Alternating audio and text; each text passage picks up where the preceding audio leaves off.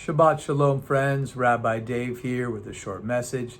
We are heading into Shabbat Shuvah, the Shabbat of return, the Shabbat that falls between Rosh Hashanah and Yom Kippur.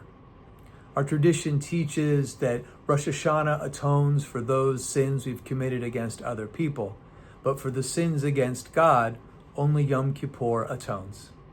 Our people's greatest sin, of course, was the sin of the golden calf. And after that sin of idolatry, Moses, on behalf of the people, ascends the top of Mount Sinai to seek forgiveness from God. In the process, God places Moses in the cleft of a rock and passes by Moses. After God passes by, God proclaims the 13 divine attributes of compassion. This is how God describes his own self to Moses, to our ancient ancestors, and to us today. Adonai, Adonai, El Rachum V'Chanun, Erech Apayim V'Rav Chesed V'Emet, Notzer Chesed La'alafim, Nosei Avon V'Fesha V'Chata V'Nakeh.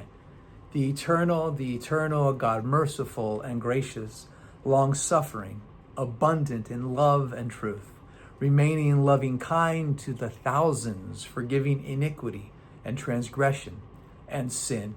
This is who God is. This is who God wants us to understand God to be. The rabbis aren't content to leave this at surface level. They see these verses and they imagine God wrapping God's self in a talit as the Holy One passed by Moses.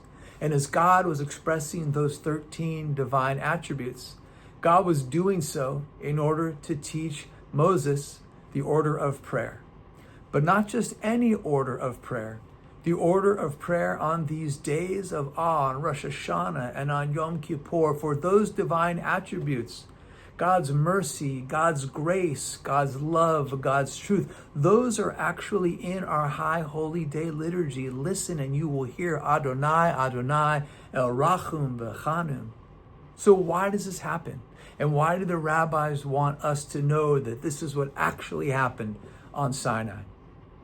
Because they want us to know that we can gain God's forgiveness simply by seeking it. That God is filled with loving sympathy for our human frailty. That God eases the punishment of we who are guilty.